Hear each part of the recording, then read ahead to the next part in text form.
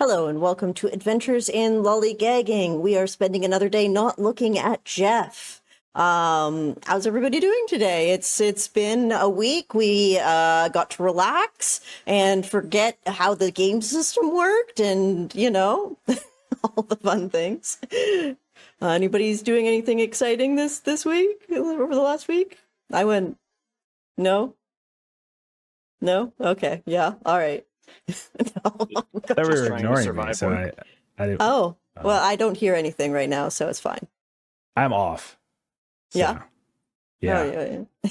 I'm off from work. My semester ended, so that is exciting. Week, you got a pile of books you're going to read through? I mean, yeah, but all I do is read, so I don't know. Sometimes I don't want to read because that's all I ever do. Literally all I do. I told Steven the other day that I feel like I'm getting dumber because I'm reading nothing but AI papers, and I feel like it's causing me to be a stupider person. Yeah, that's probably true. That is, Dude, that makes me sick. God, it's all AI. Mm-hmm. Does your school push the AI? It depends on the department. Depends on the subject. Our college. I don't want to talk about it. This is going to make me so mad. You don't want to rile me up. Yeah. All right. It's going to make me so mad. How's Widow's Peak awesome. going? 2 episodes tonight. So we got to get this going. Come on. There's 2 episodes dropping tonight. It's the best show on Jeff television. In a good move. Best show. Derek, have you seen Widow's Bay yet?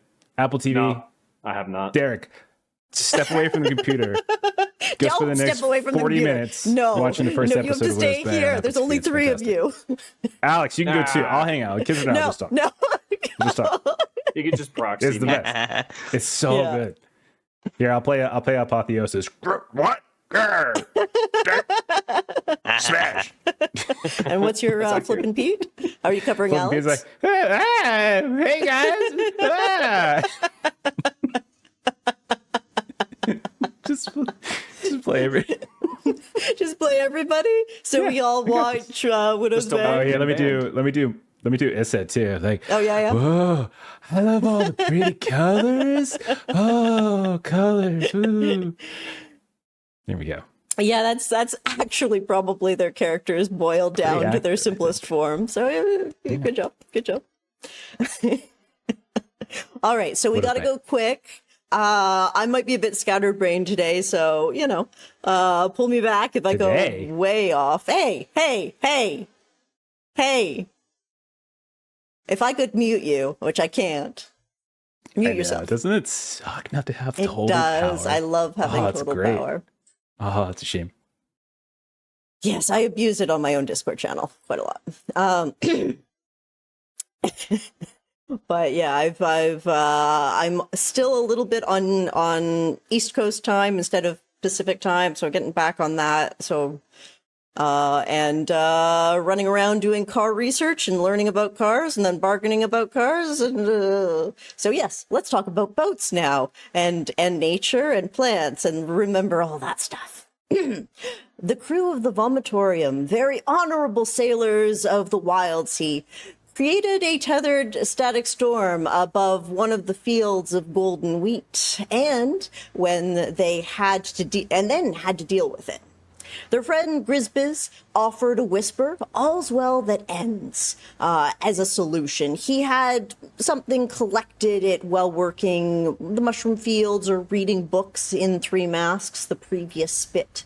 But the crew remembered that they also had received a gift from Mask, and the sailors of the One-Armed Scissor, after rescuing them, or what remained of their crew really, a weighty scissor satchel, which is a gear that would allow them to burn it, essentially, to produce an ancient book from their packs that pertained to the crew's current situation in some way.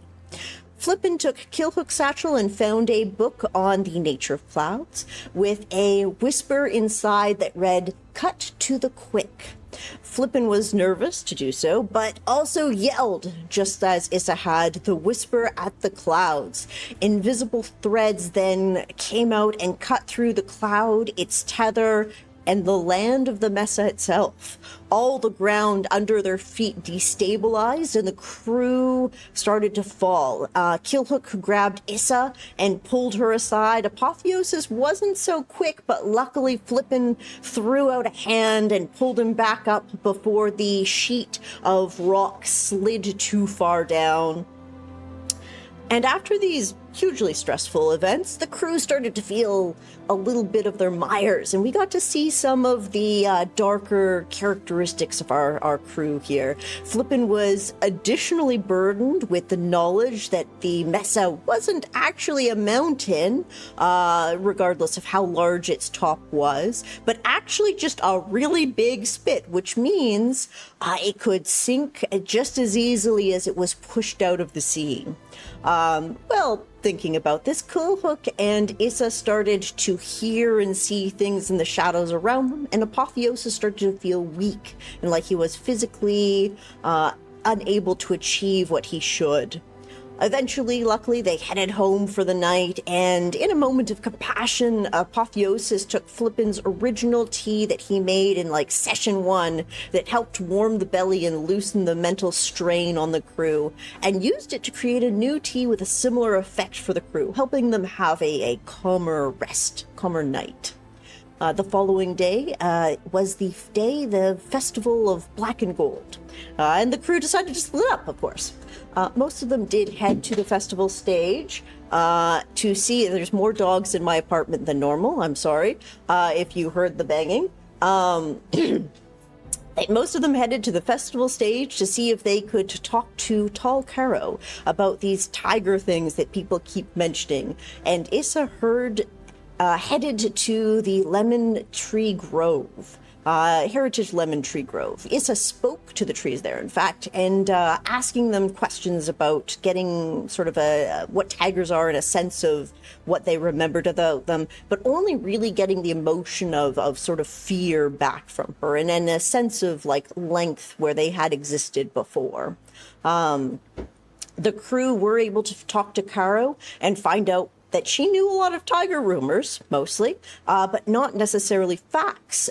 Though she did mention that there was a place of tiger hunters called Hammerstrike Bay, and that she worked on remembering, like it was something that had to be actively done to even know what she did. There seems to be a lot of weird issues remembering in this area. Finally, to show the crew that tigers are truly cool and majestic, Caro gave them a spot near the stage to watch the festival. As night started to fall again, nearly the entire town showed up around them. Apotheosis noticed that the Ironbound that he'd been speaking to in the Kartoka was missing, and Issa noticed that Omishaw the Clawless also wasn't there, but everyone else did seem to be there from the town. And the radio started to crackle as Maznoi started to speak. It's this kind of night, you know, that makes me remember things I'd rather forget, but we don't have the luxury.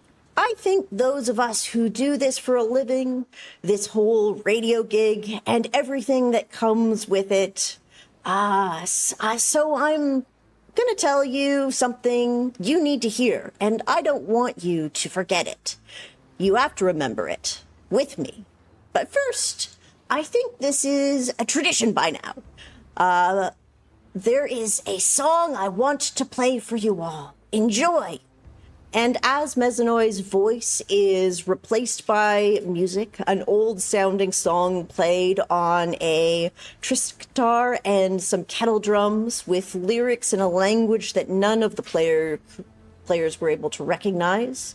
Everyone stands, and you see them sort of pulling out these masks with gold and black stripes, pointed ears, and something that gives the semblance of an animal, but you can't quite place it. So, our unsetting question for the day. For the players, if you feel like your character has done this, would you have ever witnessed a war or battle between two factions on the Wild Sea? Do you remember the circumstances that may have been involved in it? And it could be two ships, it could be a land mass and a ship, it could be a Leviathan and a ship and a Leviathan and a settlement. But do you think you ever witnessed great violence on the sea, essentially? I know we have one easy answer. Let's see if I can point the right direction with the mirrored. But Apotheosis or Flippyn Piite, do you guys think either of your characters would have maybe something that happened to your crew, Apotheosis, or? I want to say Flippin' Pete, easy no. Has not seen real violence. Just floating on the waves, enjoying life. Just enjoying life. Yeah. Makes sense. Apotheosis would have seen a skirmish where a crew was trying to get one of their crewmates out of a prison island. So ship to land combat. Ooh, okay. So prison island. So we have prison islands in this world. Excellent. Okay. And you've seen a skirmish where a crew tried to rescue a crew member. Captain or just like a standard crew?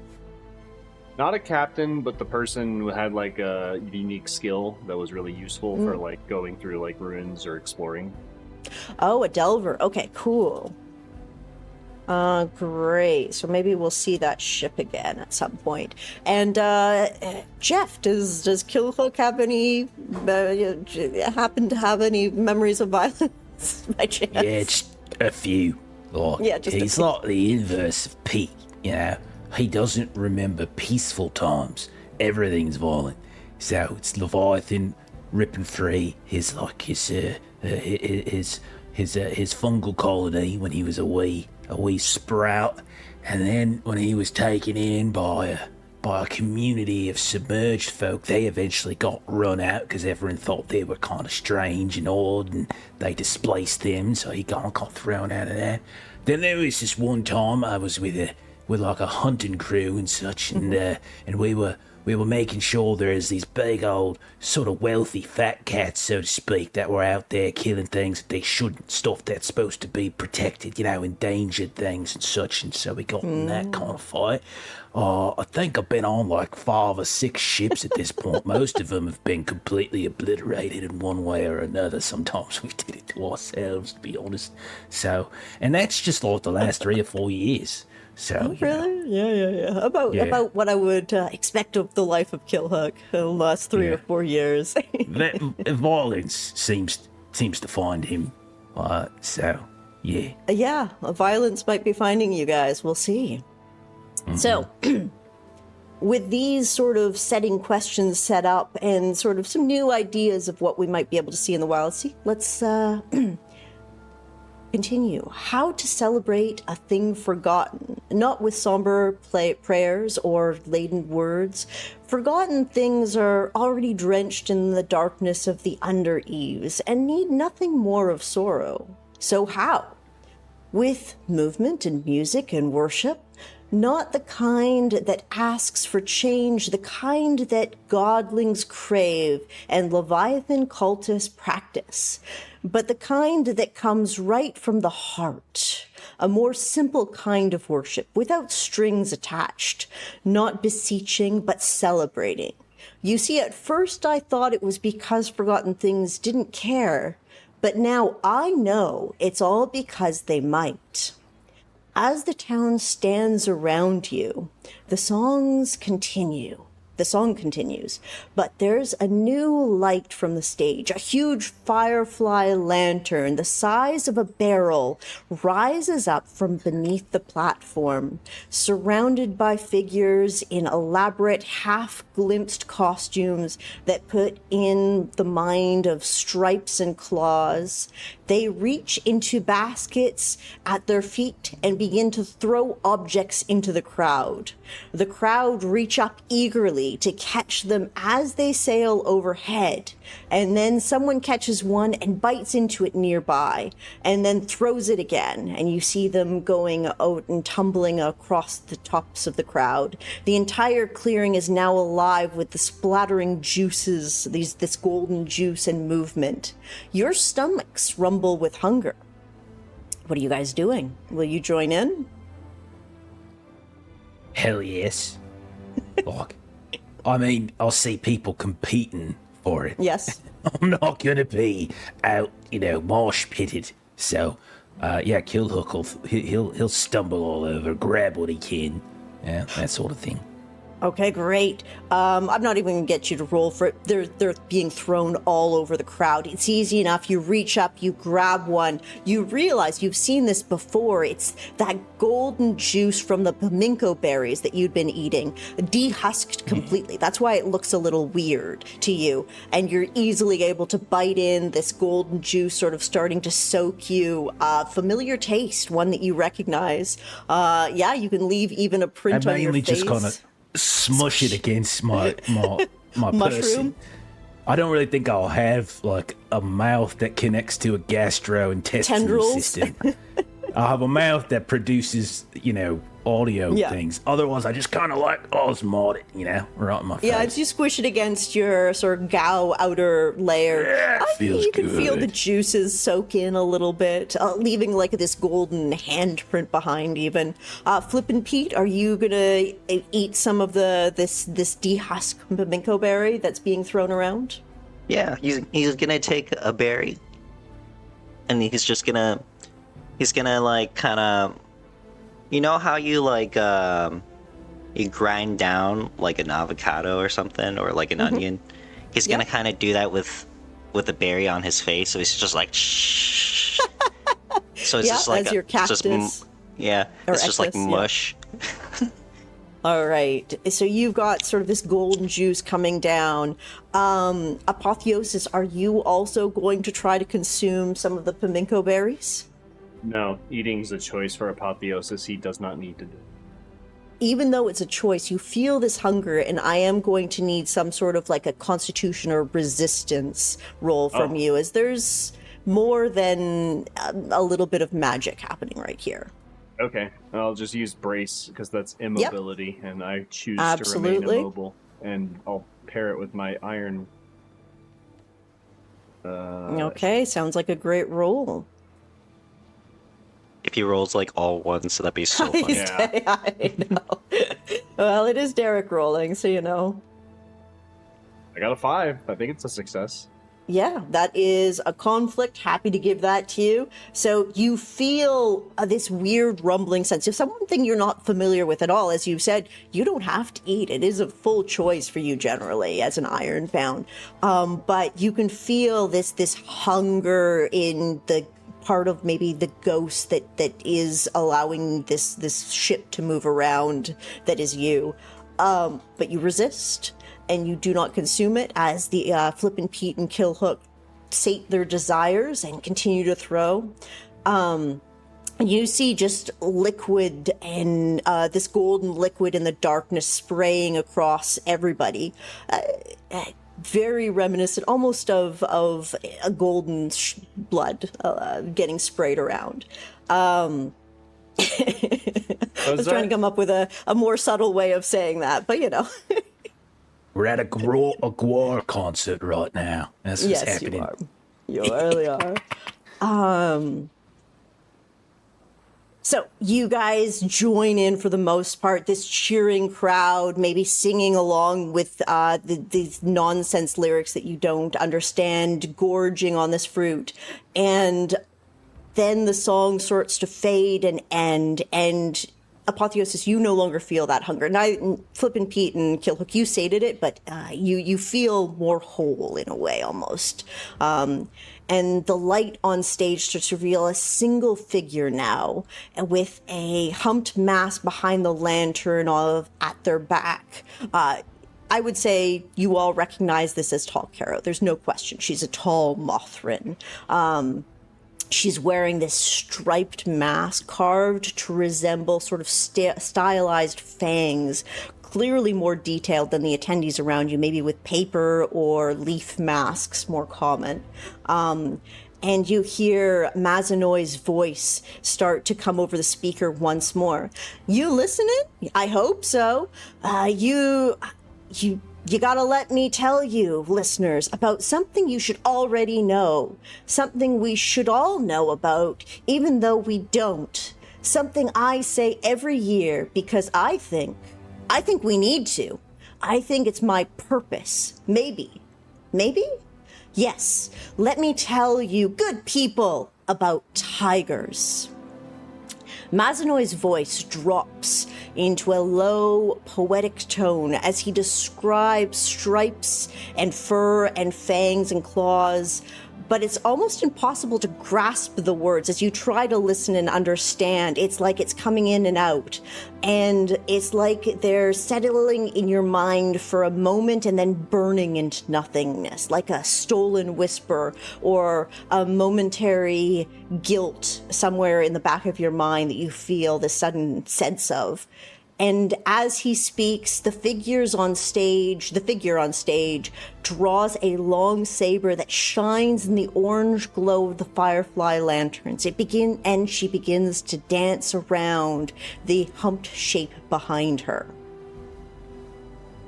And as it does, the shape behind her starts to rise to meet her. No figure holding it up. Paper and fur and sticks and whispers unfurling into a festival decoration in the shape of an awe-inspiring predator. Each paw large enough to close around the dancer entirely. Black and gold stripes ringing its body like lightning. They whirl around each other, the dancer leaping and the festival decorations drifting and swooping in the masked crowds, clapping and cheering and laughing like the best mosh pit at a metal festival. It's a fight, and the echo of one with a saber rattling off of the drifting beast's teeth and claws, its paws swiping gracefully through the air where the dancer has just been as she pirouettes away. And it has the sense of fluidity that can only come from uncountable hours of practice and carefully honed skills. The festival beast's amber eyes shine bright in a sort of unnatural light, the same gold that now sort of coats some of the attendees, this Paminko gold. As Mazanoy's description is as hypnotic as it is impertinent. You can tell from the excitement of the crowd around them that this ritual is drawing to a close. Those attuned to the power of whispers, which is all of you, as wild sailors, to dreams, which is more Issa, but up to you if you want to feel this as well. You feel a sort of a play across your skin. So you guys all get goosebumps. Something static in the air. Something is changing. And the memory of something proud and lost swirls around the clearing beyond the natural sight, watching the display just as closely as it watches the crowds. And you guys can almost see this form as wild sailors. The locals don't have this same sense that you guys do.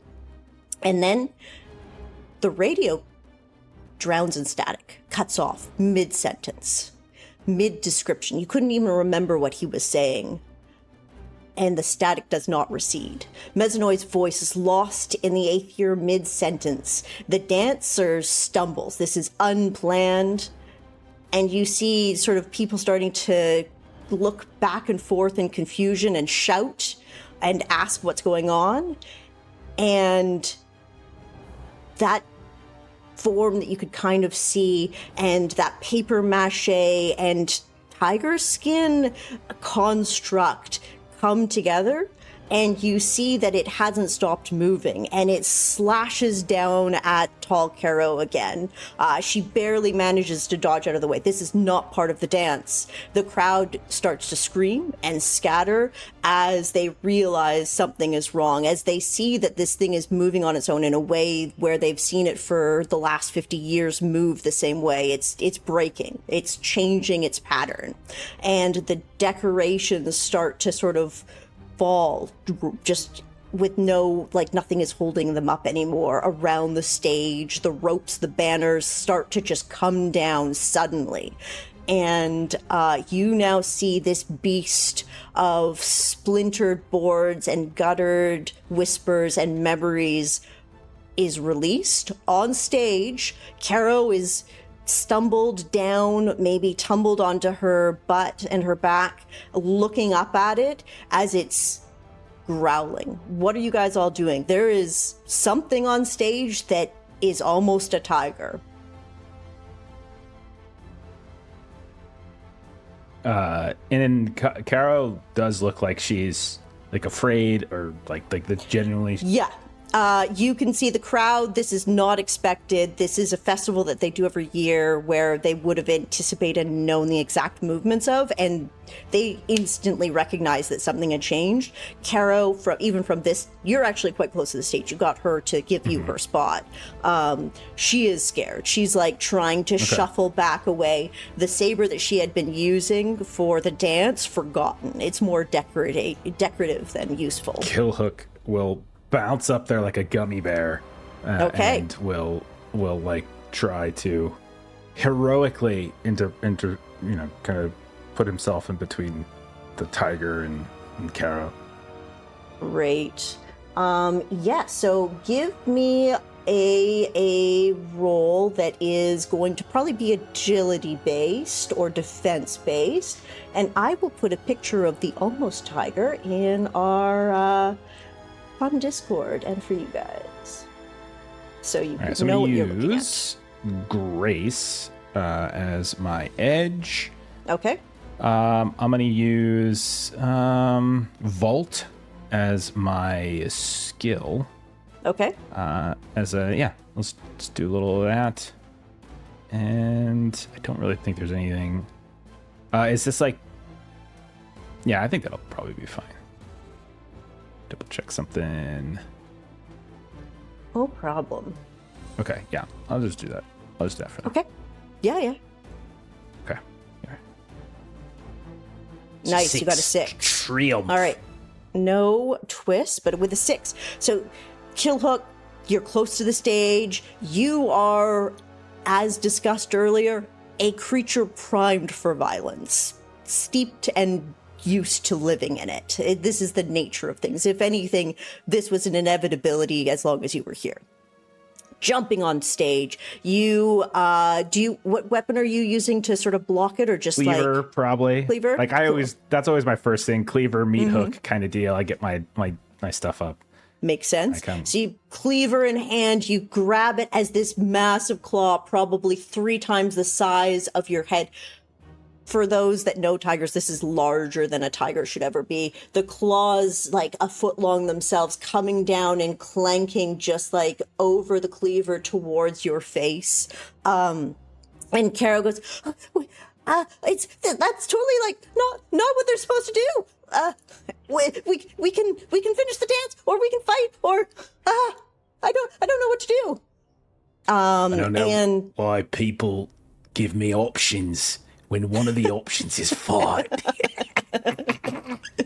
All right. And he's like looking around to see if like Piite and like Apotheosis are up here, or like this is probably high. So Issa is fallen asleep somehow. She ate too many pimento berries. She's just on the ground, covered in golden juice. Flippin' Piite, Apotheosis. I don't know. Sorry, I apologize. I don't know. Shower here? Yeah. Okay. Golden shower. No, like real gold, not like that kind. Flippin' Piite and Apotheosis, please do something. Okay. So Flippin' Pete's gonna get his Kekora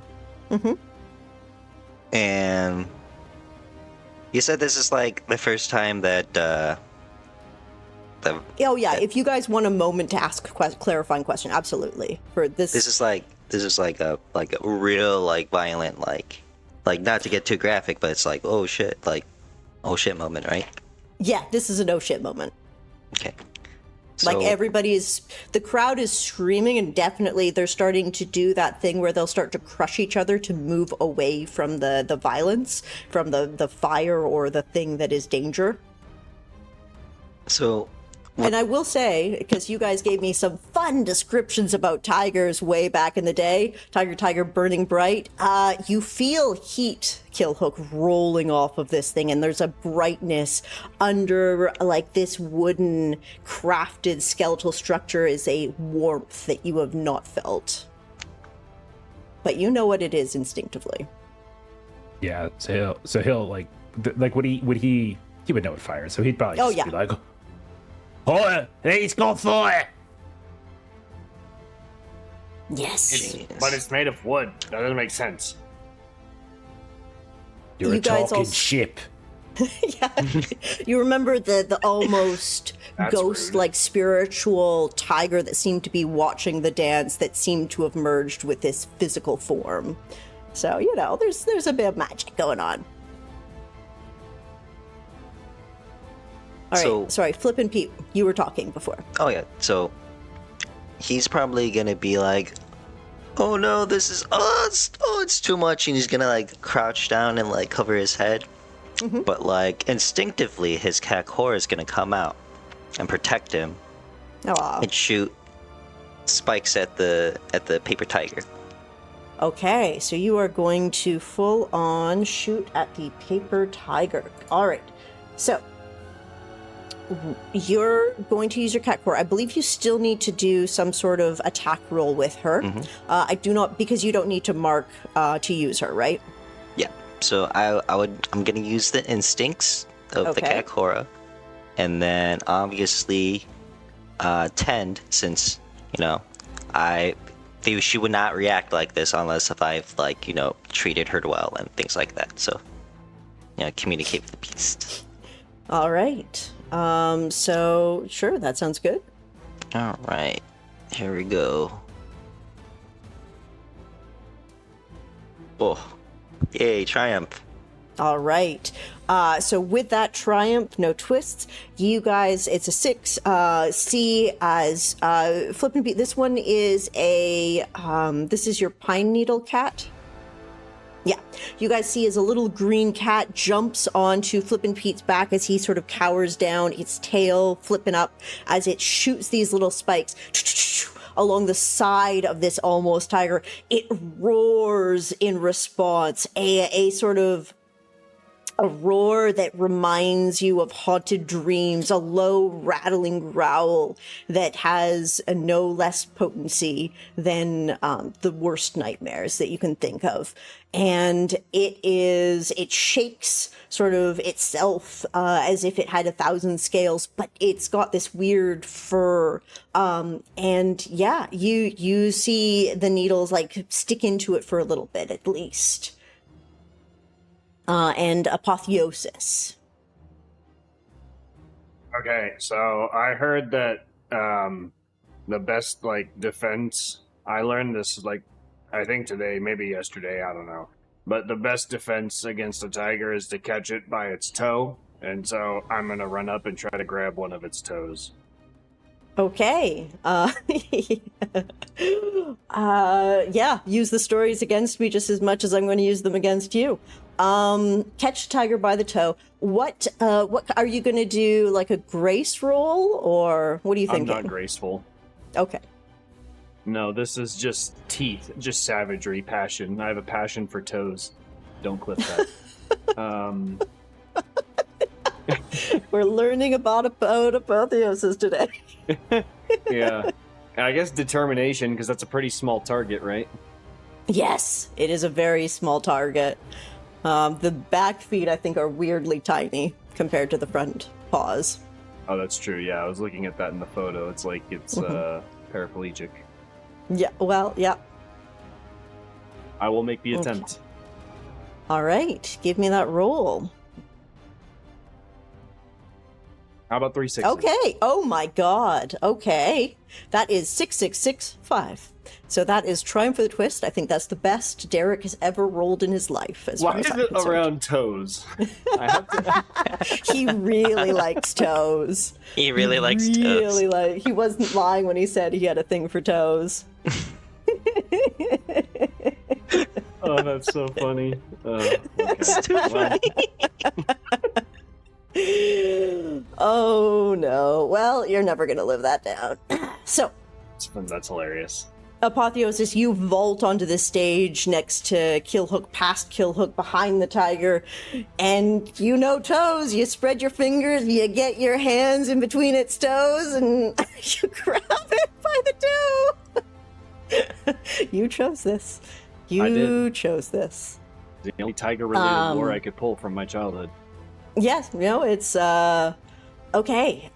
You, I'm gonna say, got 2 6s. You've got it weirdly pinned down by the foot, by the toe.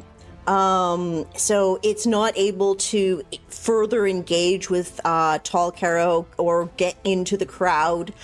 You've got it stuck in the stage for at least a round. Are you just holding it? Or are you trying to do damage to it as well? Nope, I don't forgot know. the second Okay. part of what they told me. They just said catch a tiger by the toe. I stopped listening. Okay, after you that. have caught a tiger by the toe. It is pinned to the stage. Do you have, other than it being, I would say, getting caught and being stuck to the stage would be the triumph. Do you have a good twist for this? I could twist its toe. I imagine that's painful. Yeah, you could twist his toe. It can also be environmental, by the way. It doesn't have to necessarily be the tiger itself. Is there any part? Because the stage is about as tall as me, like from the ground. Was that right? Yeah, it's a pretty tall stage, yeah. Because they had a bunch there of any- workings and they were pushing things up from the bottom. Is there any part of this environment that's considered difficult terrain? I don't know if that's a thing in this system. No, but it could be if you want it. If you do want that to be the twist that some of the wood starts to splinter and it's harder for anything to move around on this stage, we can do that. Mostly for the tiger, if it happens to get out of my grapple. Okay. I will just say that the stage wasn't We built can for somebody say- as dense as me. The wood is thin for the tiger. The tiger is bigger and weighs more than you, so the wood is thin, and as it moves, it would crack under the tiger's weight, The and combined weight of making me it and harder tiger. for it to move. Okay. Okay. So with that, this sort of paper mache, this black, brown, orange, and gold, all the colors of sort of stolen kings, and this golden glow, this warmth coming out of it, creature with wood and fabric and dead skin sort of rears up again, these long, fake, but very sharp claws coming down, maybe made out of glass, sort of a orange glass. I'm going to say it's going to sort of do just this large sweeping motion as its tooth and claw is going to try to catch each one of you in its wide, wide sweeps. It can't move. It can't do its fun prowl stuff, but it is going to do a wide sweep. So I would like each of you guys to roll me some sort of block for this. Is its wide sweep considered keen or serrated? It is, let me double check. I believe it is keen damage. With heavy golden wood claws. It is keen damage. Can I get advantage since I have a broad wood carapace that's resistant to that? Resistance means that if I do hit you, then you're not taking one of the damages. So you wouldn't mark off aspect damage, which is great. Does anybody have an idea for their sort of defense roll that they want to go with? I'm gonna do instinct this time, Okay. and I will still do vault as that's my dodge. So Just Yeah, tumbling around. I'm just doing Makes a series sense. of Captain Kirk tumbles everywhere around the stage. Worked for me before. All right. Right. It is a great one to do. All right. Give me. Ooh, okay. Triumph. Okay. All right. That 6 came late. You easily do your Captain Kirk dodges and rolls, remembering his grunts and copying them exactly. As you sort of stay in front of Caro, but manage to dodge out of the claws. Flippin' Piite or Apotheosis, do you guys have a dice pool set up? Yeah, I was gonna do something similar to Killhook. I was also gonna do Instinct and Vault, but Okay. Flippin' Pete, he's gonna be more like, he's in fear of this giant tiger, so he's gonna be like diving to like safety, covering his head, and be like, oh my god, as he tries to vault out of the way. All right. A slightly less elegant variant of Killhook's dodge, by sound at least, but physically still Triumph. just as successful. Yeah, you guys are rolling real well today. Okay, you guys watch as Flippin' Pete screaming just manages to like swish back and forth, dodging these claws as they sweep around. Yeah, you completely dodge it. Apotheosis. He's just gonna use Instinct and Brace for reaction and defend. Makes sense. All right. Give me that roll. How about 3 2s? Oh my and a god. 6? And a 6. You Twos still have a kind of 6. sounds like toes if you really say it, a certain God. way. It's really weird how these things are lining up. Yeah. All you had to do was declare your foot fetish, and your bad dice luck just goes away. If only it had been that easy this Amazing. whole time, yeah. Say something about the heels. How you like the heels or something. No, we gotta save no. it for when the rolls start to get bad. I'll come up with the next comment. Okay. This is how we bounce back with the rolls, apparently. All right. With a 6. Beautifully, you holding on to that toe real tight. You manage to dodge this way and that, maybe bringing up your arm to brace against the tiger's claws, and it's just not able to pierce. As you said, you have resistance to that damage type anyway. It's not able to pierce into your carapace, and you still have it hold on tight. Do you have? I'm willing to say at this point, with your twist, that you twist the toe for a track pip. Sure. Unless you want something else, you can not be I foot think stuff if reducing you its want. ability to move and doing a pip sounds good to me. All right, great. All right. You guys have the option, start of the round again. I'm going to say Tall Caro is going to try to like stand up, a little bit shaky on her feet, and you see her kind of go, and she looks down at sort of the saber near her feet. I fight or did to dance? Apotheosis will lean from behind the tiger and be like, I caught it by the toe. What am I supposed to do next? I wasn't listening. I don't remember that one. That's not helpful. Like it's real tough right now. And she'll You're right. sort It's of pulling really hard. It's heavy. You just dance. If you dance, dance if you can to. If you want to. You can dance if you... Dance if you want It's to. such a good line, but you butchered it as much as Killhook to us. Oh, no. So tall Caro, she's going to sort of pull up this saber again. That beautifully carved wooden mask you see had fallen to the side and has been smashed, but she still has sort of the clothing and the painted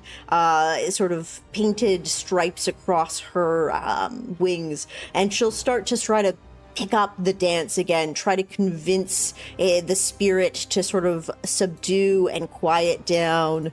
I'm just gonna do boop, Let's take a look here. Okay, and she rolled a 6, 5, and a 1. So with the 6, you guys watch, even though as she's like nervous and sweating, she picks up this saber and you see her start to place her feet and muscle memory starts to take over. And the tiger almost responds in kind, slashing a claw out directly where her saber is. And you remember in her dance, she was moving it and the tiger had been clanking its teeth and claws as she danced. It seems to be slightly distracted right now. You could join in, or you can take this as an opportunity. Who would like to go?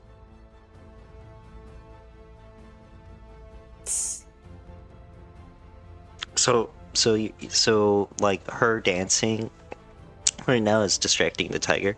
It seems to be, although it can't move because of Apotheosis, it seems to be engaged, like still this worship and spiritual energy of dance and this whole festival that brought it to life. It seems to still have a way of capturing it, of imagining it in a different way and changing how it behaves. The stronger the belief, perhaps, the more it is that thing. I want to contribute to like essentially like, because like if it came alive through like, you know, the ceremony and stuff, like, is there any way that I can support oh man, her name's like I'm Tall Caro. like, Tall Caro. Is there any way that I can or we can assist her into like subduing this tiger? So there were other dancers that were kind of, she was the main stage for this event, but there were other dancers and you could try to mimic her movements as well. You also hear that blast of static behind you from the radio tower. So as another option is to try to get that music going again. Okay. That would also help her dance. So I'm gonna be one of Tall Caro's backup dancers. Yeah. Okay. Hopefully by using tides, you know, learning by seeing, you know, he's gonna try and mimic like, you know, the dances by like, you know, vaulting around, you know, leaping, tumbling about. Okay. Yeah, absolutely. Give me a roll. Okay. Oop. Wrong button. 2, 3, 4. I hope this works.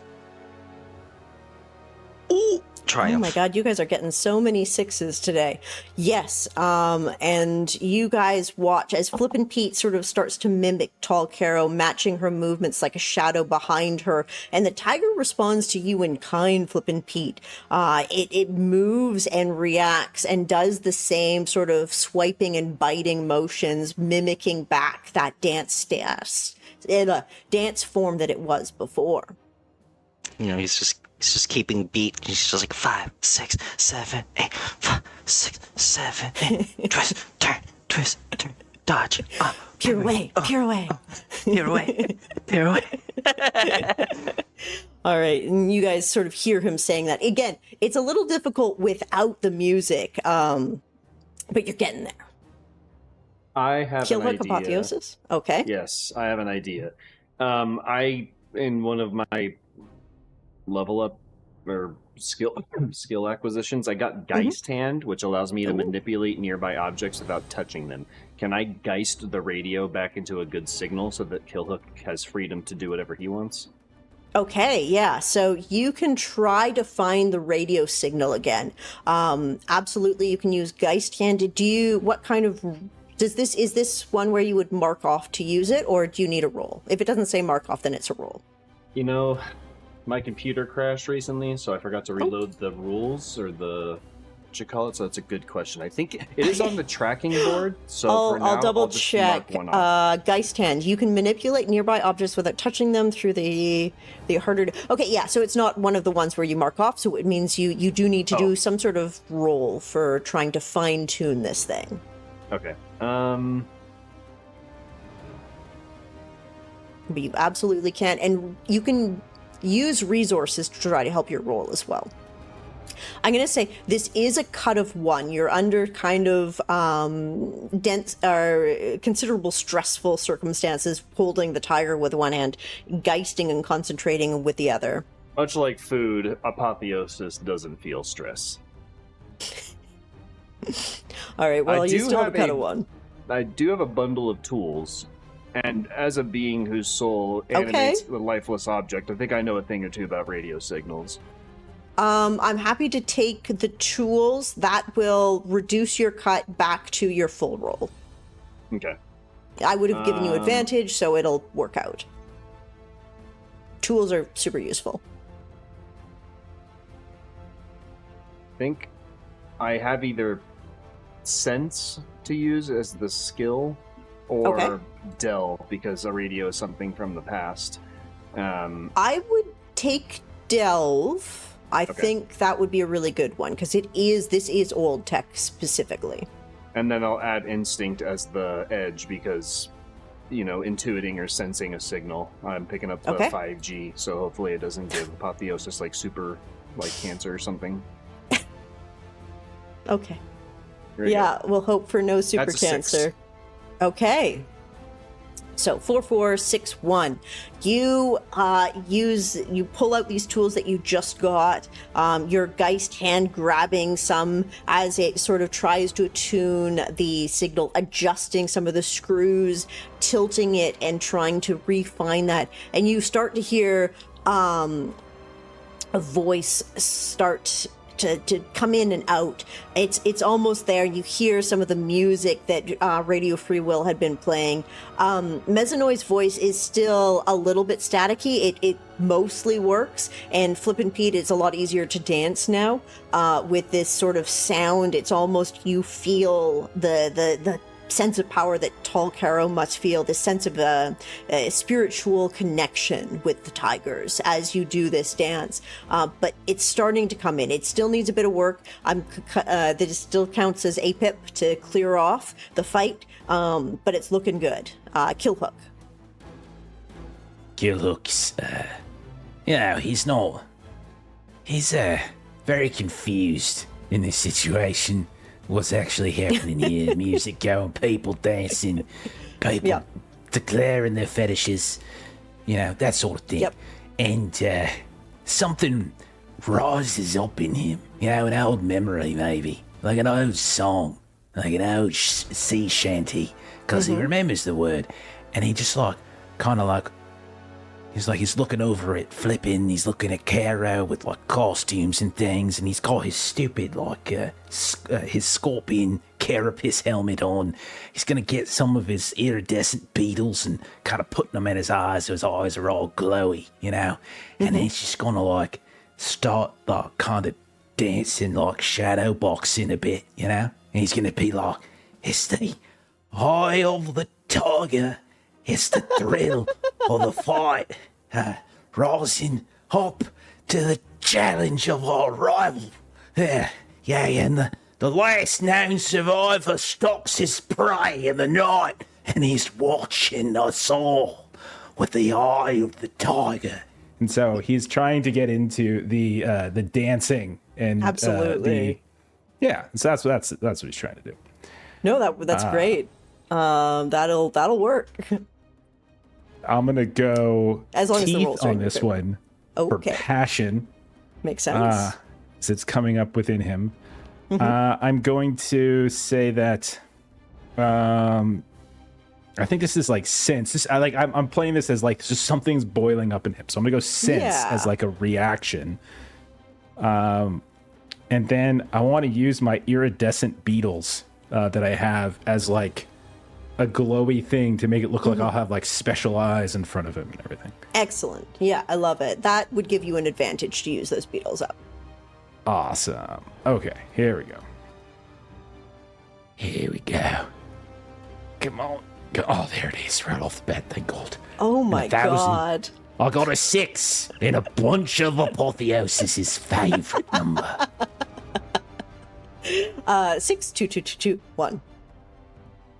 So, with that triumph, some faded memory, as you said, is coming up, and you remember this song and you start to sing it up, and you do this sort of almost shadow box dance, and you see the tiger that was doing previously this elegant movement that Flippin and Talcaro were sort of recreating starts to mimic you. Its claws almost coming into these fists just like you, and it almost like boxes up and down above your head, not hitting you, but working with you to make it look like a match. Face to face. Out Face in to the heat. face. Hanging All tough, right. staying hungry. Yes. And then as you guys are watching this, the tiger is going to start. Yeah, you guys have got it really distracted now.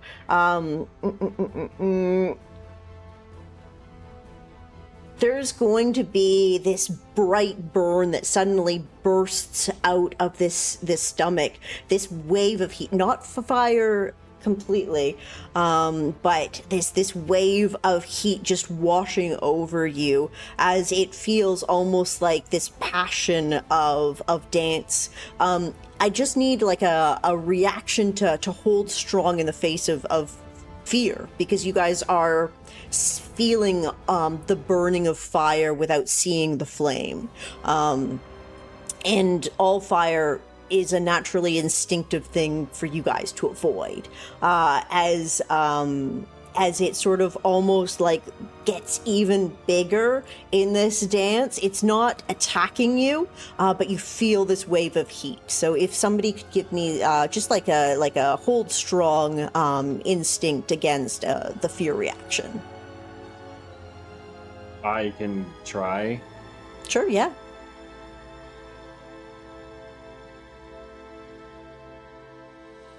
Okay, conflict with a twist. 5, 5, 4, 3. So you hold strong in this wave of heat, and you are made out of wood, especially as an Ironbound, and you can feel almost like the edges of this wood curling a little bit in the heat. You hold strong. The tiger sort of twists in your grip. And you can almost feel it's tearing its own foot off as it moves around.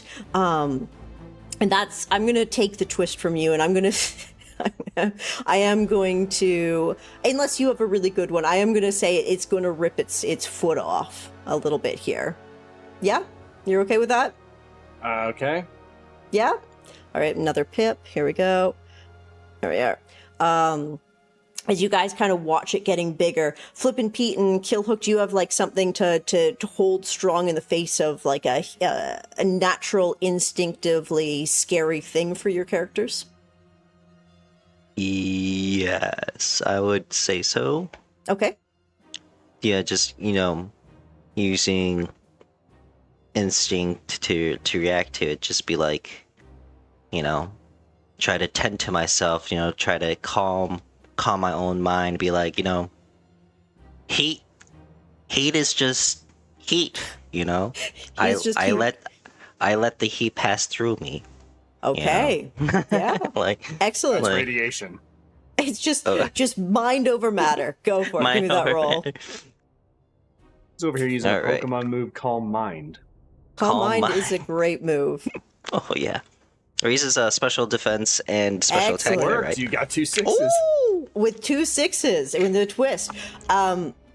So Flippin' Piite, yeah, mind over matter. This isn't real. The heat isn't there. It's just heat. It's just heat. And you hold strong and you keep dancing. And this tiger, it's almost inflating like a balloon. It's getting sort of bigger and wider, but also less. It's like it's filling itself with air and not substance. And you can see almost that this wooden frame is barely holding it in place right now.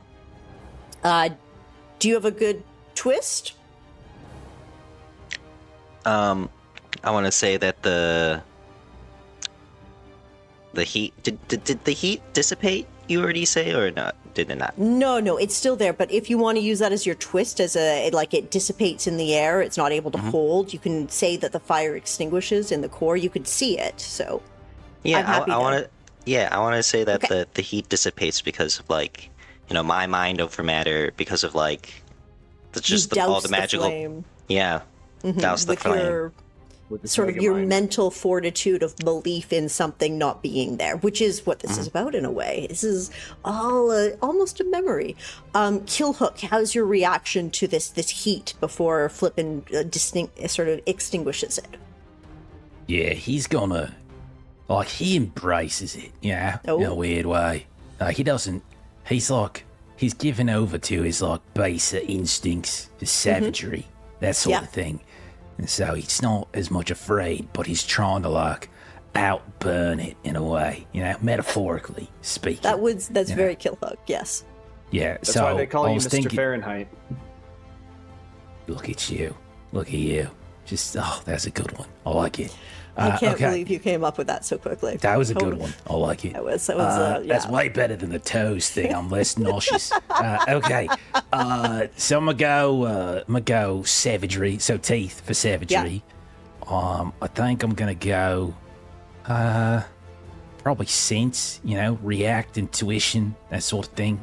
Just kind of just not thinking about it too much. And I got this other thing. I don't know if it's going to play here. I think it only is going to play if you give me like a mire or something. Because I do have a thing called Howl of the Veil. So whenever it dulls my natural fear responses, Okay. So but it might not, it probably doesn't play on the roll. It's probably on a reaction.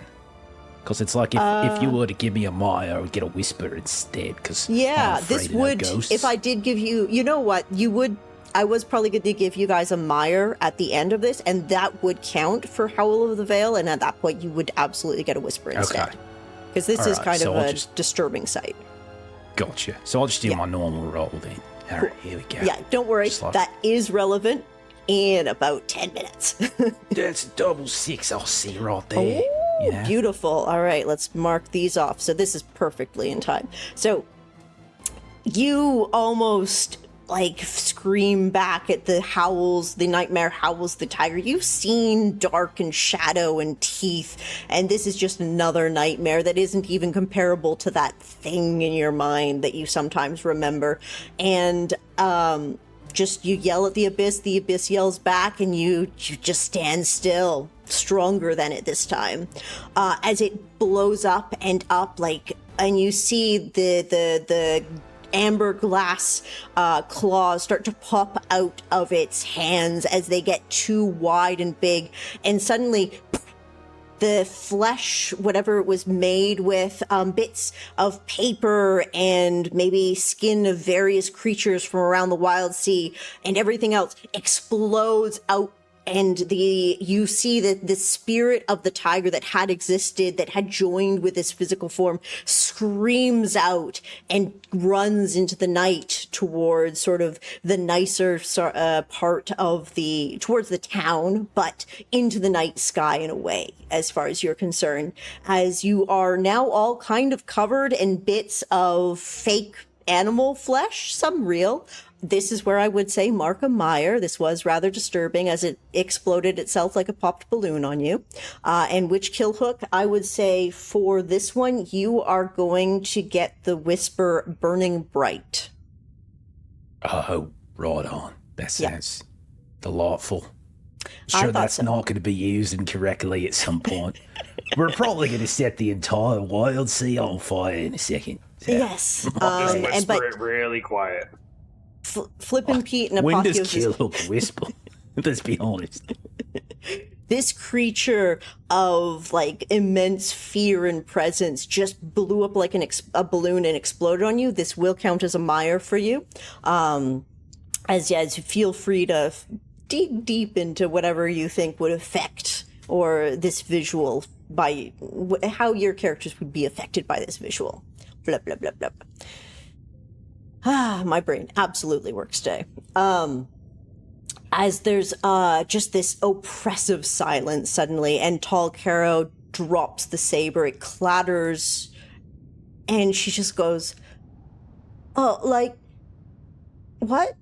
and you guys can kind of turn around and look, and there's a sea of fearful eyes staring back at you, pressing further away, still moving away from the stage. But some had been close enough to still see. They weren't able to run that far in this distance, looking back and forth.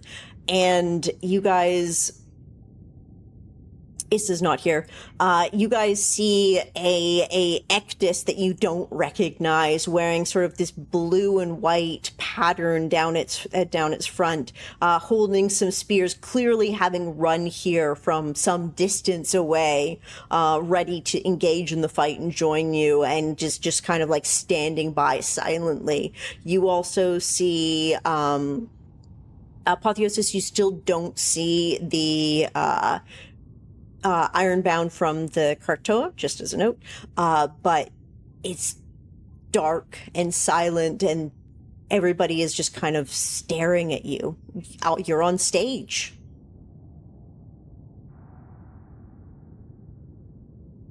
Hello. Everything's fine. Everything's fine, right, Kara? Everything's fine. Hey, special effects. Hey. She just kind of collapses and starts to sort of bawl into her hands from the release of stress. Yeah, everything's gonna be fine. It was just, a good horror story, really gets the blood pumping. Pete, you want to help me out here, mate? The person that ran up in the white Pete's and gonna blue? be shaking, and he's looking at his hands that's covered in tiger paper and leather skin and all that. And he's like,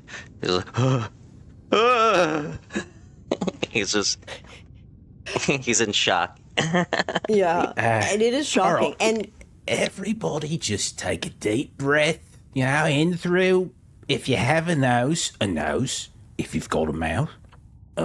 If you've got paws, 3 paws. There's an array of things through which you can breathe right now, but everyone's just take a nice big deep one.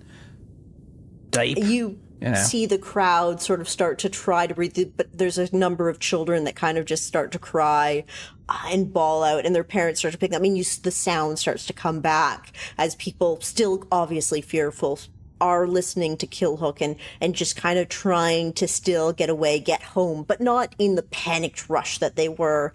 Apotheosis, because you were working on this earlier, that Geist hand holding up the tools, trying to get the signal back, moving it back and forth.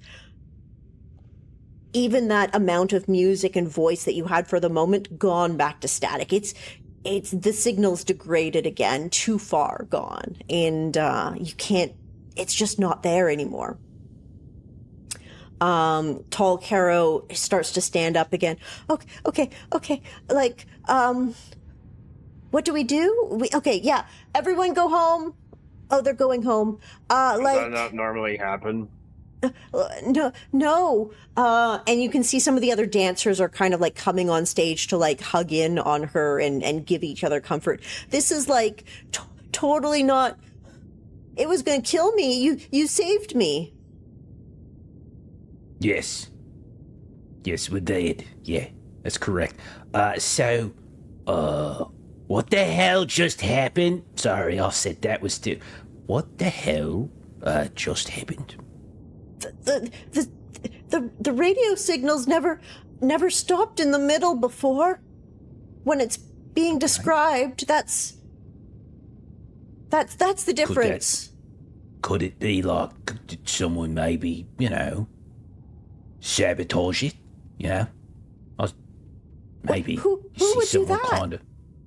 I don't know, bad people. That's bad people is usually who does sabotage. So probably them. That is a bad people type of thing. That makes sense. Yeah. Good people like us, we save folks. Bad people to sabotage. A very easy way to distinguish. Okay, totally. But the guys at the old mast might know. They deal with radio signals a lot more than us. Maybe Perfect. The Ironbound in the old survey office. they know the area really well as well. And then she kind of like side eyes the silent Ektus that's standing nearby, and then turns away, clearly like not engaging in that. Is that the person that was wearing white and blue with a bunch of spears? Yes. Isn't that Omisha the Clawless? Yes, except none of you guys have met him other than Issa. Oh, okay. Is it like a noticeable side eye? Like, I don't want to like metagame here. Oh yeah, absolutely. Like I mention it because it's very like she's not discreet. She'll like so he's look just gonna over kind at of him. turn. He's just gonna kind of turn his body, you know. So like he'll be like, "Who's that guy? What's the face for over there? What's that about?" Oh, like okay. So there's like a total rumor that he's ex-pirate. If there's a bad guy, like he's not a good guy. Okay, there are situations in which piracy is not necessarily a bad thing, but, you know, we're not going to make moral judgments or something. Hey, you, Clawless, you come here for a second. You pay me? No. Come over here a second? No. You could gather some of the gold glitter off the ground. That's probably worth something. There you go. Nah. It's We not. did the work for you. I was coming to help. For It's nothing. okay. We got your back on this one, so you don't need to be paid. I think I still need to be paid, but sure, you can have a moment. What? 2 questions, and then I need compensation after for more. Okay. Right, that's really bizarre. The attitude that he's popping up right now. Anyhow, okay. We're gonna huddle up 1 second. It's kind of weird that he shows up weapons already and he wasn't affected like everybody else, right? Is that weird? I have no idea.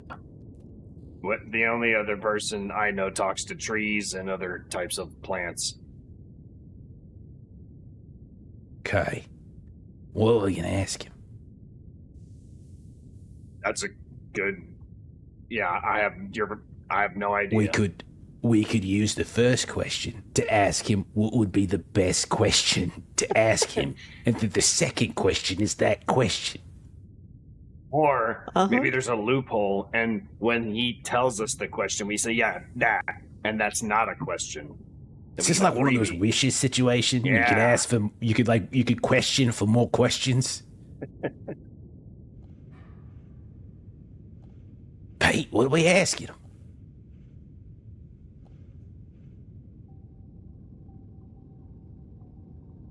You're muted, Can Alex. you rate? Oh shit.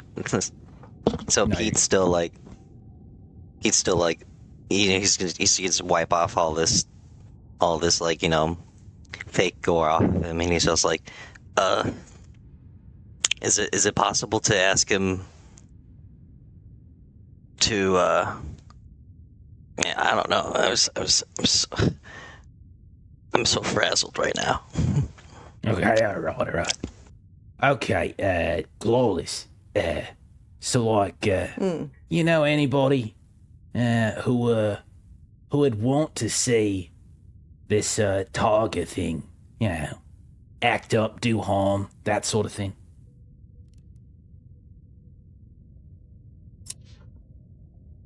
Used to be part of a crew. Joined the Queen of the Claws. Was part of the personal retinue specifically to steal whispers. She knows how to do it. I learned, won't do it anymore. Disturbing. She is very interested in tigers. Okay. See, all right, there we go. Okay. And she's been chasing those signals for a while as well. Don't know why. So she could have been responsible then, he says to Pete. She could have been responsible maybe for this going down here. Honestly, I didn't expect to get that much detail from. I thought he was just going to say yes and count that as an answered question. That seems Well, like I his asked a good personality type. question. Come on You now. did, I but phrased it, contextualized it and stuff, you know. Did the classic explain your answer, you know? Yep. It was a good question. In 300 words, please. Something along those lines. Okay, what's question 2?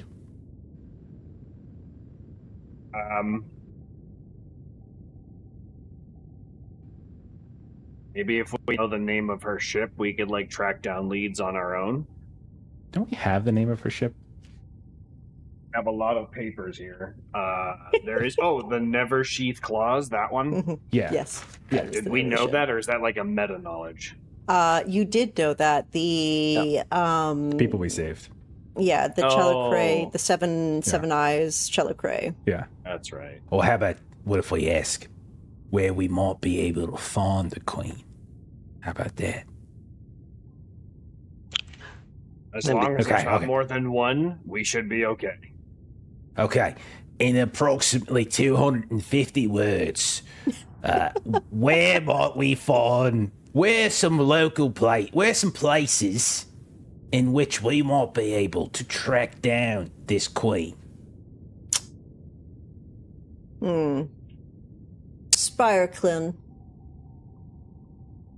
Okay. Is that the only place then? Pay me, I'll come with you. I guess we could do that. Do you work for rotten meat? Nah, fresh stuff. Work for Okay. good salvage, work for good resources. Yeah. How do we know that you're not gonna, Specimens. jump to the other side? Yeah. If we pay you, need to have like a proper contract drawn up or something. Sure. I don't kind of like look at you. I'd never join a crew again. There's something wrong with that ship. I know what's wrong with the ship. Maybe I'll tell you. But it's why I'd never join her again. Do you want like revenge against her or something? I need to destroy something on it. Okay, now you're talking my language. Okay. Her ship's not like a big white Leviathan carcass, is it? That would be Out of real curiosity. funny. That'd be real what weird, the wouldn't it? coincidence there? Like, you and I could be best friends, or I'll just rip this thing to shreds. Yeah. With my Nah. teeth. Not that I have teeth, but whatever. Her ship, silent, runs on sails, quiet engine, Yeah. but Every ship sails. That's not helpful. not a heart. Heart's normal. You get those in ships. Don't know where they come from, but it's fine, common enough. She's got something unique. Something that's... I'm not going to talk about it here. Okay, sure. Keep your secrets, but once we get on board our ship, there's no secrets on the vomitorium. Just so you know. That's just like company policy right You there. going to tell me your life story? Oh yeah. I probably would, actually. I tell it pretty much to everybody. I'm kind of an open book. Not tell me and not talk to me? Yeah, we could do that too, if that's your preference, as long as, you're divulging the secrets. Or I'll tell you every single thing that's happened to me, every memory that I'll have, in the Tell them a story about the time you excruciating butchered detail. that thing. Ugh. Yeah, I'll butcher that thing so good. Oh my god. It's amazing. The sense that came out of that one. I'm so relieved I Right. don't have to breathe. Yeah. Same, honestly. Yeah, okay. You give me salvage, you give me specimens. I can help. I do want to destroy something on the Never Sheath's claws, but I can find another ship if I have to. It's definitely getting too far. You're gonna find another ship round here to go after the queen after what she's... Come on, mate. Let's not kid ourselves here. There ain't no one round here that's gonna go after the queen but us. So if you want to go ahead and destroy something, we're your best shot at it, and you know darn well that's true. Fine, one specimen. One salvage. Fine. All right. Pete, spit in this or something. Oh, okay. All right, thanks. All right. Any shakes. All right. And Omashaw the Clawless. He'll actually say, yeah, call me Omashaw. Has joined your crew. Right. She hangs and sails the Spiltclan, which is fine, because you gotta check the radio signals, and they're all around that area too. Bunch of stuff falling in that side. And he kind of like looks over at the other side of the mesa where it's like destroyed rocks falling into the Verdant Sea. Slow sailing. Rocks show up. Rocks fall down. Dangerous waters. Dangerous leaves. Funny story about why the rocks are falling. I don't know if you want to know that. Pete could tell you though. Nope. Alex? Sorry. Yep. No, it's all good. Apotheosis was just talking about how you were on a splint again. Oh, yeah. If you want to terrify or relieve Omasha, he was talking about rocks falling into the sea and coming back up from the sea, and I said, "Ha! Funny story about that." Oh, yeah, so I don't know why no one is more worried about this, but the entire, landmass that they think is a solid piece of, rock, it turns out it's all loose dirt that can come crumbling down any moment. And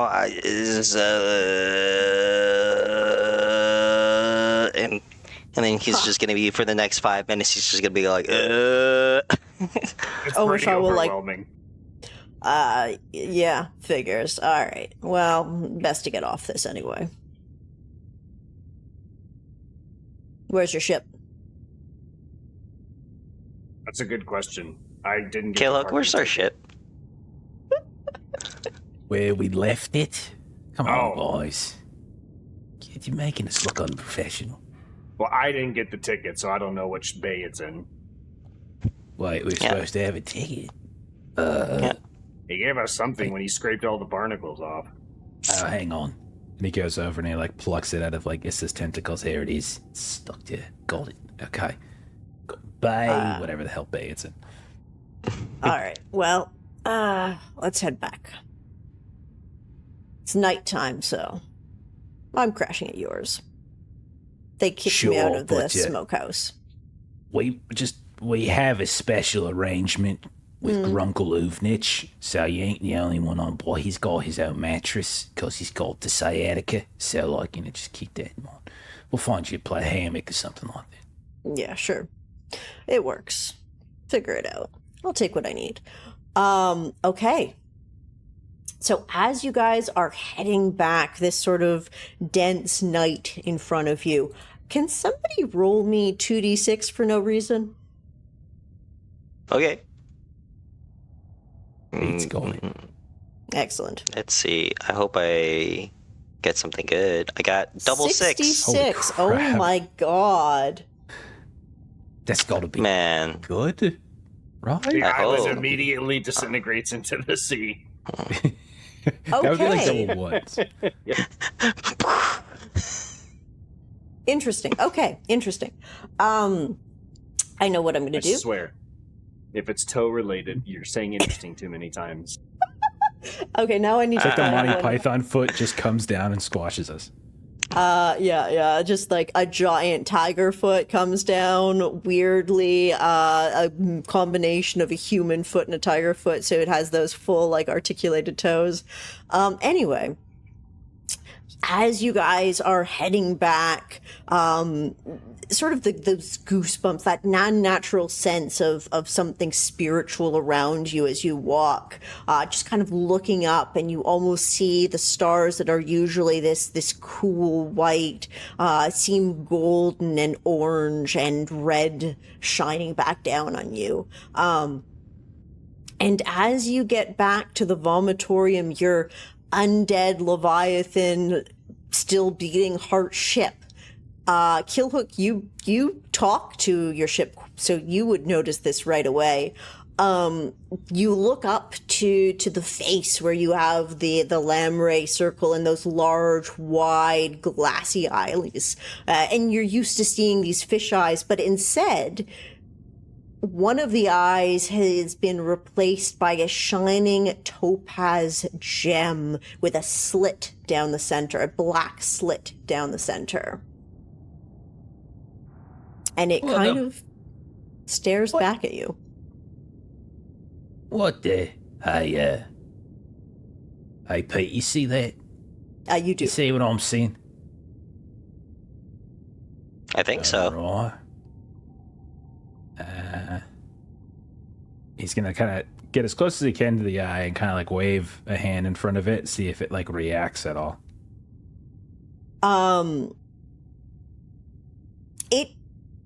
The little slit kind of moves a little bit in reaction to your movement, but it doesn't seem to be.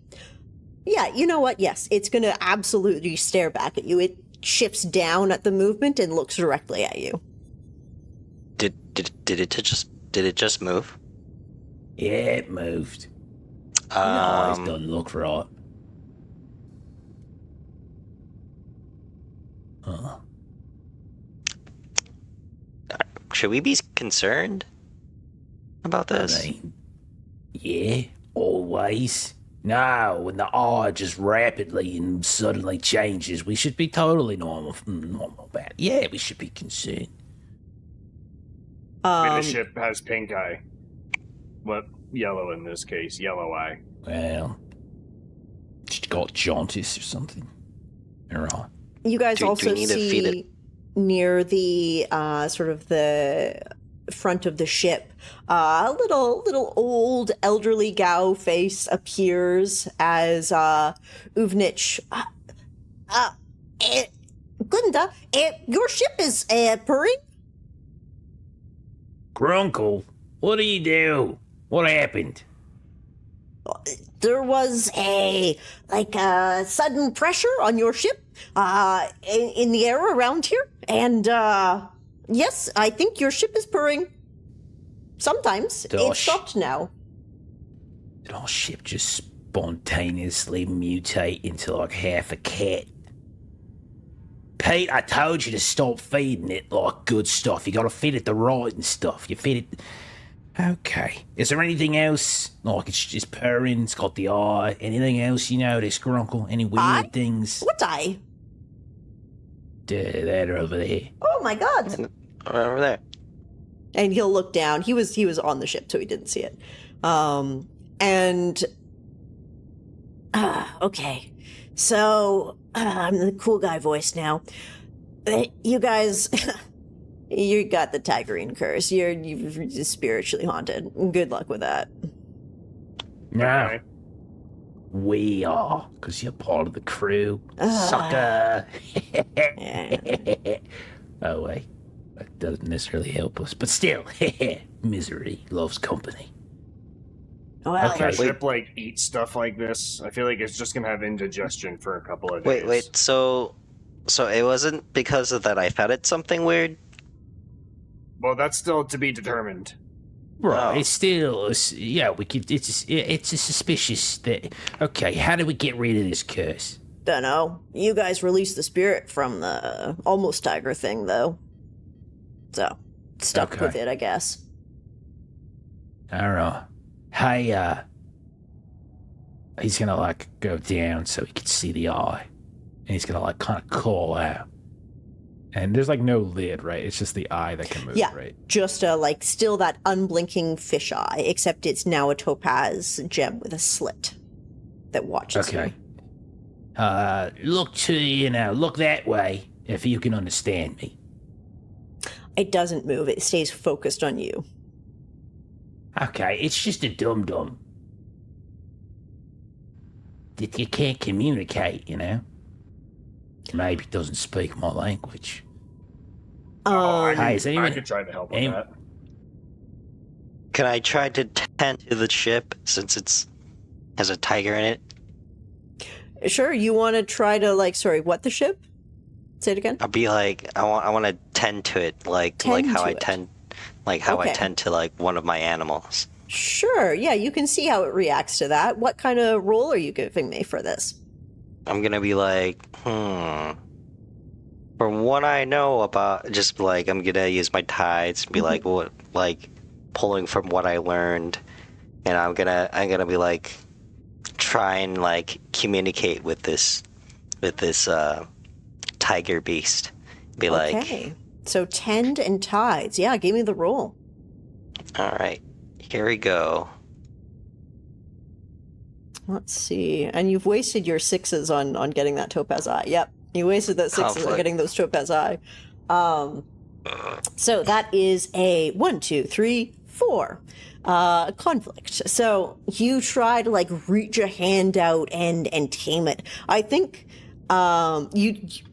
you feel it move under your hand, I believe. But instead of feeling calmer and like purring that Uvnich was talking about earlier, it starts to hiss and growl from that giant lamprey mouth, and then it's almost like the teeth of the lamprey mouth are longer and sharper than you remember as well. Oh, okay. I don't like think how it just made it vocal the worse. ship is now. Okay. Uvnich, Grunkle, you heard about this curse thing, right? Oh, let me think. I know that it is really rare. I've never seen it in person before. I think you have to find out how to shake out the spirit from your sheep. Alright. How do you suggest that we go about shaking out a spirit? Like, normally I would just hack it to pieces and that sort of thing, but I don't know that that's going to be beneficial in this particular situation. What if I like use the memory adrenaline injector and just suck the spirit out and inject it into the mouth or into the heart so that it eats it? This is a and he'll like look down again. This looks like tiger stuff. We need a tiger expert. Okay. But where do we find a tiger expert? Well, Well, he points at the radio signal, a tower from the old mast, like some distance Right. away into the center of town. we go talk to those old folk guys at the mast. Oh, I am the old folk guy from the mast. I meant, Hey, wait. I meant Radio Free Will. Oh, okay. That's somewhere else, though. Okay, so Gail, my barista, you met him. Wow, that's all he is to you? Is a burrito? I thought the two of you were like an item or something.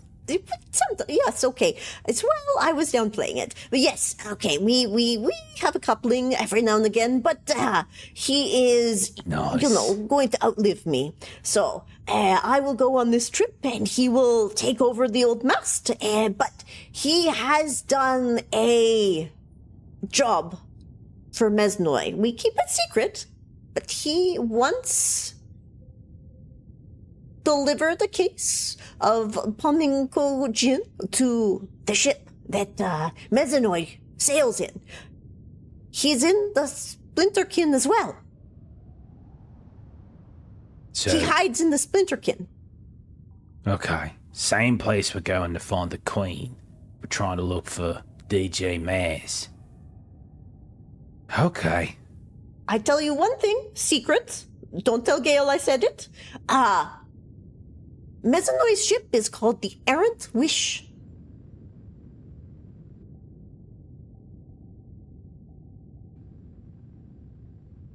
The Errant Wish. Errant. ERRANTWISH. Errant Wish. Oh, thanks for the raid. But this is a secret we don't share. Gale only did it one time, and it's his most precious memory. Secret. Doesn't Apotheosis know the location of the Spire Cling or the Shattered Rocks because of talking to the Ironbound? So, yes, the Ironbound, whose name you don't know, did point to a wrecked ship in the middle of the Spireclin. It is a vast area of just large rocks that had fallen off of the Mesa for one reason or another, creating this sort of area in the wild sea that's like an area where it's known for sinking ships. It's dangerous, filled with low rocks or rocks that'll jut out suddenly as you travel through this tumultuous waves of the Verdant Sea. And it's just known as dangerous waters because of this hard sailing. You have to go slower, and it's a great place for people to hide, either pirates or pirate radio signals. And So I think we also already knew the Errant Wish. I have that written down in my notes already. Errant okay. Wish, DJ Maz, Spireclin. He may have mentioned it in one of his radio broadcasts. We do Yeah, he those might have. randomly as well when they're working. But yes, the if you listen to your radio on deck as well, the signal still hasn't come back. It's still just static. So, the Queen, in order to sabotage, what's going on here, might have attacked DJ Maz, disrupting the signal at the source, which then, caused this stuff to happen or something. So, what I wanted to give you guys before, because I wanted to help with it and do it, I believe it's the radio signals, they need proper mechanical maintenance. We can find them, maybe, but he must have sort of antennae or metal to rebound the signal, strengthen it and send it further. Want to find them and try to fix them if they are broken. That's why I think they're static. But maybe he's also attacked. That would be bad. I didn't think of that. But the static has been going for a while. He used to, I think, check the maintenance a little bit better. But yes, he has many towers that help the signal around the Spireclin and the WILDSEA in general. But mostly back there. So, is The there a bounce way towers. then we could use all radio to triangulate or track back the signal that DJ Maz is... Yeah, that. Whew, sorry. That hurt. Oh, yes, very good. I agree with you 100%. I think, yes, I'd noticed there's radio signals make me very excited that you have a fully intact radio here. I've had to build so many things from scratch, from broken ships, and we can use this to triangulate and find the bounce towers around the Spireclin. Maybe even the Errant Wish, the original ship it's coming from. Or the Queen of Claws, I don't know. The radio signal won't help with her unless she's listening in, maybe searching for him as well. Okay. Well, and you know how to do the triangulation stuff. Oh, not at all. Oh, well, who does? We can figure it out. I know how to repair and build, and I can help. Maybe we can build some signals that go into different areas and see what one is stronger, and then figure it out from there.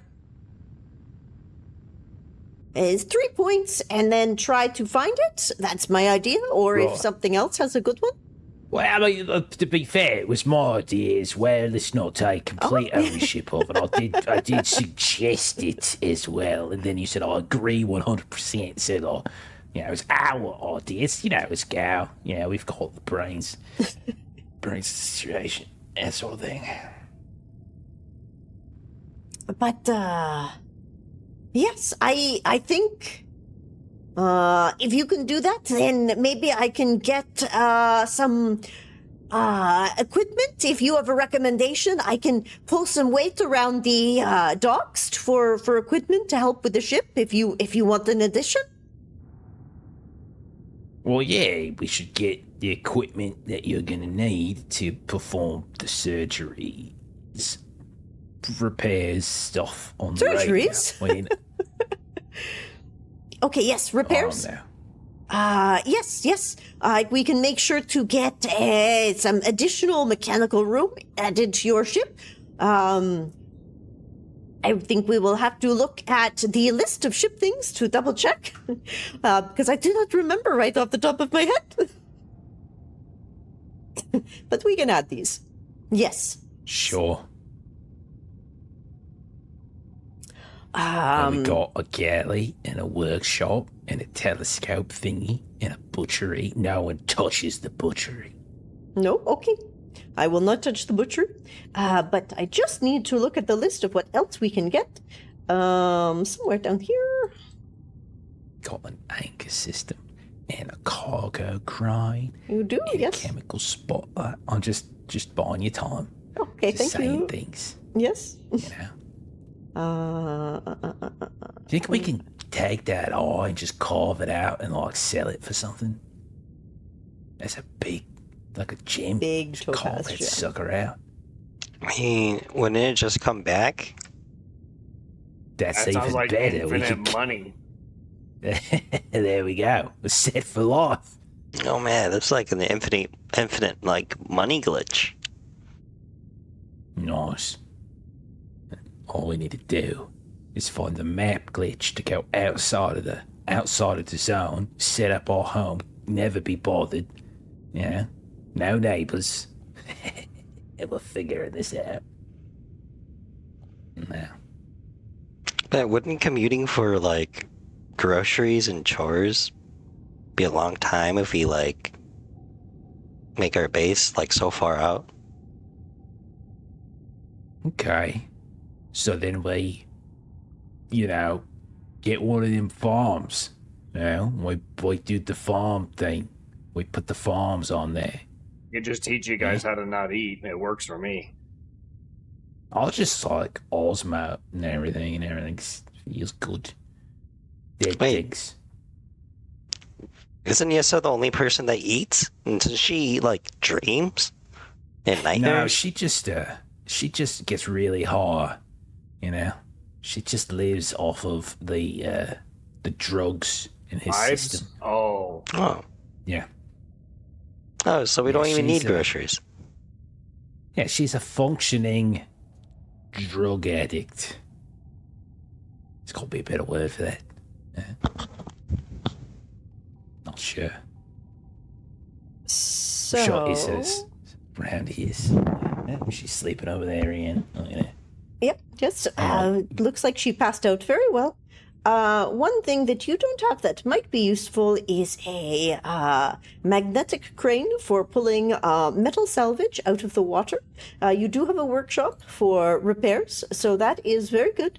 But I think I can at least add a mechanical winch onto your ship. Or, sorry, not a magnetic winch. Okay. sounds like fun. Do we gotta replace the cargo crane we got, or do we go, as in addition to? In addition like a to. augmentation. In addition to, I can help with this. In addition to, I will add it to your ship. It is Wrecker's Magnet, a curious electromagnetic crane often used by salvagers.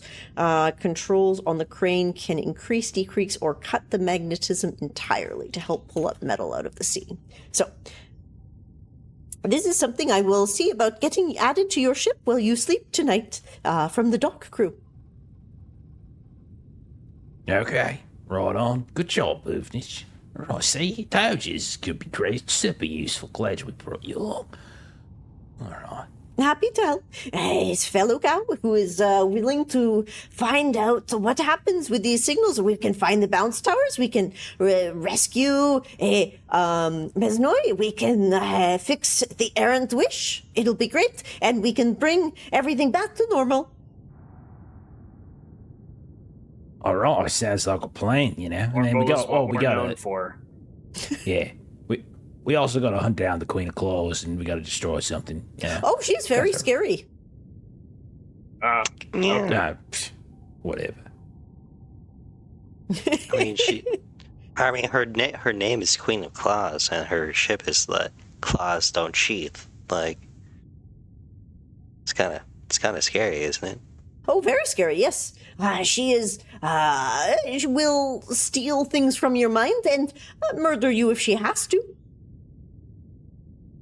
Keep emptying your mind up, Pete. It worked before. I think it'll keep working when we find her.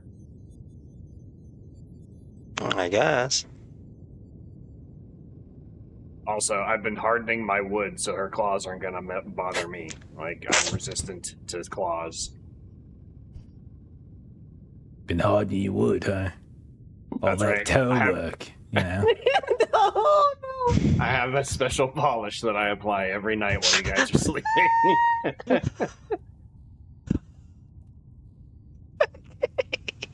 Oh, no. Oh, God. This is the pooping in the elevator part of this campaign. I forgot about God. that. How? How did you forget about that? You know. Oh, Jesus. It's just everywhere. All right. Because Maitre isn't here, we'll say that the evening passes. You guys can have any discussions amongst the crew and ask any questions of your new crewmates. We'll see if they're willing to answer, but we'll wait for Maitre to be here next week, and we'll start in, I think, on the next section of getting into the Splinter Clean part of the sea. One thing, totally cool voice now. This is how I totally talk normally, and I should tell you. So, the reason I need to hunt now that we're safely on your ship, I need to hunt the Never Sheathed Claws is because her ship has an engine called the Word Breaker engine. It eats whispers to work. It is a destruction of reality that should not exist. So how does it exist? It should Oh, not. So that's I why we have to understand that. destroy it. But somebody made it, so wouldn't they just make more? No, no, because we have to kill them too. We have to hunt them down, and then we have to kill them, and then nobody else will do that. Alright, that makes sense. Yeah, it totally makes sense. You had me at Makes- hunt someone down and kill them. Cool. Honestly, I don't really need a good motive as long as that's what we're doing. As Almashaw is maybe on Apotheosis' level for literalness, but he will tell you now that you're safely on the ship that the reason that he needs to hunt the ship is because it has an engine that he believes is against the nature of reality, and he feels like it needs to be destroyed. All right. Okay. Okay. Pretty interesting moral stance that he has taken, considering his first impression of us was trying to get us to pay him money to answer 2 questions. Yes. Yeah. To demonstrate his devotion to piracy. Yes. What a gooey moral center he's got. Hey man, he's a pirate. He's wishy-washy like that. He's got depth of character. Yeah. Like, Layers. you can pay me if Like you an can pay onion. me to do the thing that I already want to do. Then it's great. Why wouldn't I ask for money? That's actually a really Fair good point. point. Yep. Yeah. You're living the dream. absolutely. I'm Respect going to do that, anything for yeah. free if I don't have to. Yeah. Mm-hmm. Gotta respect that hustle. Yeah, totally. I mean, I'm out here ex-pirate. Who's going to hire me? You got to pay me for shit. You know, that's a good point. Who else is gonna hire you? Everybody. Yeah. Means you don't really have a whole lot of leverage. No, everybody would hire me. I'm totally cool. Oh, okay. Yeah, yeah. Tell them a little bit about what we learned about you. No. Just joshing you. All right. And with that, Jeff, what's going on for the rest of the week? Yeah, go check out Maitra's channel, Maitra Plays Games. She does all sorts of wonderful things about system agnostic games, GM player experience, etc. That. And then our streaming, we are off this Thursday. We're not playing Coriolis this week. We'll be back next week with that. But Saturday this week, we are going to be playing some Wondering. So come check that out.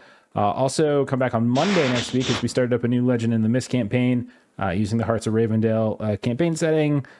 So come take a look at the new group as we're tackling a little bit of Legend in the Mist, and we'll be back on Tuesday next week with more WILDSEA, of course. But that's it for us. With that, I'll probably rate somebody here in a second. Wait. Cool. What? Yep. Sir, I'm going to say publicly, happy birthday. Uh-oh. Oh, fuck, you remembered. Oh my god! Right. Happy Mine birthday. like a steel trap. Mm-hmm. Did you put it in Happy Google? birthday. Just No. remind you. I'm writing on my notes. Thank you. It is my birthday. Oh, look at that. Yes. Awesome. Okay. You All right. Well, on motherfucker. that note, we're going to go celebrate Kipster's birthday by raiding someone. So, bye-bye. Happy See sailing. ya. Happy gaming.